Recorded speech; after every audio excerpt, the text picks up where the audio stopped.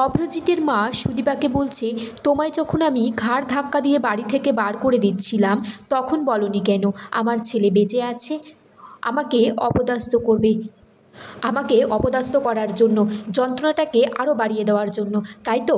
আদিত্য তখন বলছে, সুদীপা না থাকলে দাদাভাই বাঁচত না। নবীনপুর গ্রাম থেকে হসপিটালে নিয়ে গিয়ে সুদীপা নিজের রক্ত দিয়ে দাদাভাইকে বাঁচিয়েছে।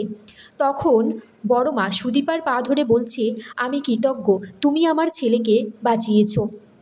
অভ্রজিৎ বলছে, মা আমি ফিরে এসেছি এটাই বড় কথা, তুমি ঠিক না ভুল সেটা বড় হলো। তারপর অভ্র সবার কথা মতো বড় মার সিঁথিতে সিঁদুর পরিয়ে দিলে আদিত্য বলছে, বড় মা এবার খুশি তো? এবার বাড়িতে ধুমধাম করে মা দুর্গার পুজো করা হবে।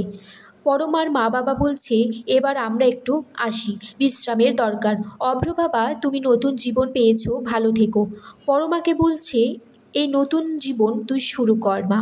এদিকে অভ্র সুদীপাকে বলছি, বোন এই দাদার কথা রাখবি, কোথাও যাবি না কিন্তু।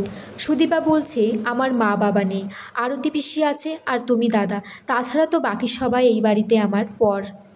এদিকে পরমা আদিত্যকে বলছে, তুমি সব ভুলে থাকতে পারবে? ভালোবাসবো একজনকে আর ভালো রাখার চেষ্টা করব আর একজনকে। আদিত্য বলছে, বিয়েটা কোনো ছেলে খেলা নয়, আর আমি যার সাথে আছি সুখেই আছি, আমি তাকেই ভালোবাসি যেমনটা একটা স্বামী স্ত্রীকে ভালোবাসে। আর তাছাড়া দাদা ফিরে এসেছে, তোমরা একসাথে সুখে থাকো। তখন সেখানে সুদীপা আসে আর আদিত্যকে বলছে, ভালোবাসি কথাটা দামি, এমনি এমনি বলতে নেই। এদিকে বড়মা ঠাকুরের সামনে বসে বলছে, যে মেয়েটার তিলকুলে কেউ নেই তাকে বাড়ির বউ হিসেবে মেনে নিতে পারবো না।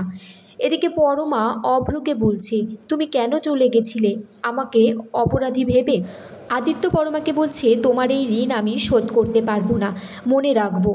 এদিকে দুর্গাপুজোর জন্য সবাই হৈহুল্লোড় করছে, তখন সেখানে কুন্তলা আসে। কুন্তলা বলছে, আমাকে দেখে অবাক হবেন না, আমাকে গুরুদেব আশ্রম থেকে পাঠিয়েছে আশীর্বাদ হিসেবে এই বাড়ির নবদম্পতির জন্য। আর মনে মনে বলছে, সুদীপাকে দেখে এই মেয়ে আমাকে কতটা চেনে আমায় সেটা দেখতে হবে। আমি সেনগুপ্ত পরিবারকে শেষ করে দেব, যেমনটা আমার পরিবারকে শেষ করেছে ওরা। কুন্তলা বলছে, আমি এই দুই বইয়ের ভাগ্য নির্ধারণ করতে এসেছি। বড়মা তখন বলছে, আমিও দেখতে চাই। সুদীপাকে দেখিয়ে বলছে, এই মেয়ের ভাগ্যে কী লেখা আছে।